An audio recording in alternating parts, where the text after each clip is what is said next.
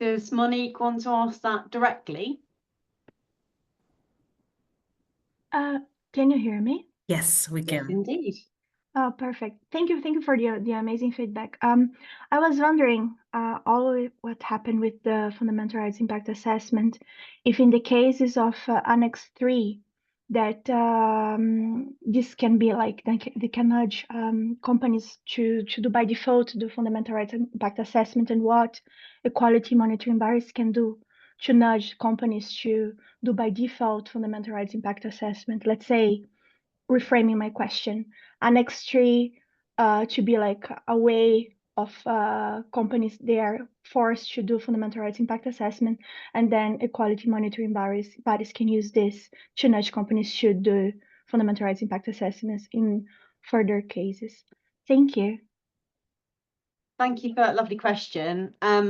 I think there's a couple of things that will drive differences in behaviour. I think one will be the way public bodies procure AI systems. I think they have quite a lot of control at the procurement stage, and certainly from my own experiences working in the UK under Crown Commercial Services contracts, where you can demand and see and include in schedules real impact assessments, details of a process that they must undergo, and give an opportunity for that evidence to be produced contractually. So that's just in procurement rules alone. So we're looking at potentially public sector bodies asking for something potentially either bespoke or within a list of off-the-shelf provisions of AI systems that they'll be provided. But either way, driving behaviour through contract is one thing to guarantee that the information will be there. And obviously these contracts need to be made available, or can be made available, under freedom of information access requests. So that's also a useful tool to have. I think also driving the narrative so that standards that we're creating at the moment also lend themselves well to the creation of risk and impact assessments, considering fundamental rights risks. Whilst that might not be the freer per se, it will mean that there will be certain information culturally that they need to think about, because the AI Act is the first of its kind to demand technical standards that health, safety and fundamental rights be regarded. So this is also in the toolkit. So whether or not they're engaging with the public sector means that they ought to be thinking about fundamental rights anyway.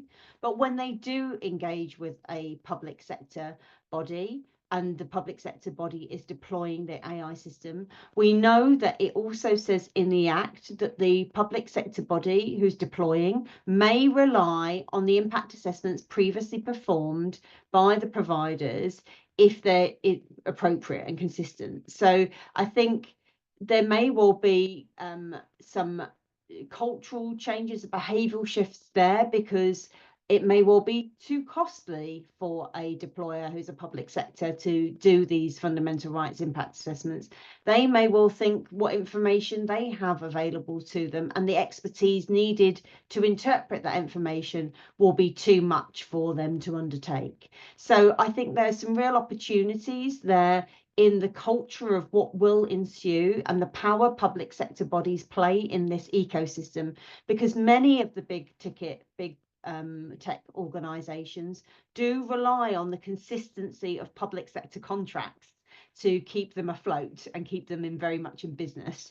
So they want to be part of public sector. They want to sell their wares to public sector. And I think this is an education piece and an awareness raising piece for the public sector bodies. I think another tool that might well be helpful is to encourage the public sector bodies, when they have done these fundamental rights impact assessments, to publish them as part of ongoing transparency.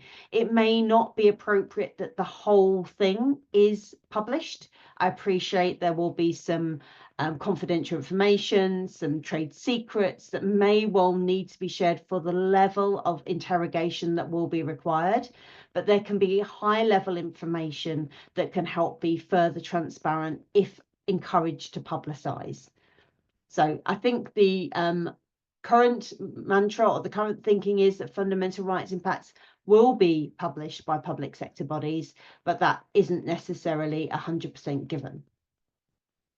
Is that helpful for you, Monique? And does that answer your question?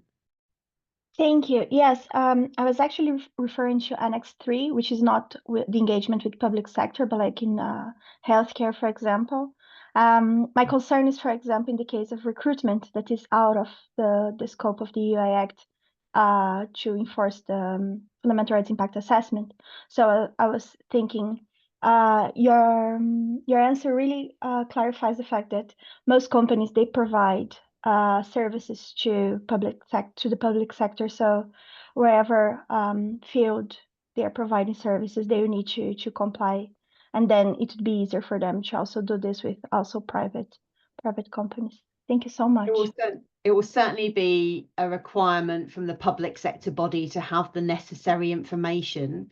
The provider, who is a private sector body, may not do it as a default. So it's important for that to be monitored. I think that will be really important. In terms of the Annex 3 high risk AI systems that are provided into private sector arenas, again, there is no requirement at the moment for fundamental rights impact assessments. Obviously, an AI office template being made available may well help organisations think about some of the high level risks that they ought to think about. But my hope is that through standardisation, we may well be able to bring about a more concrete and more rich methodology for these organisations to really think about fundamental rights risks, and not just a handful, and really go through all 50 and how that impacts, how their AI systems impact in context to the relevant people who could be impacted and affected. So my hope is we can change it from within to without. Thank you.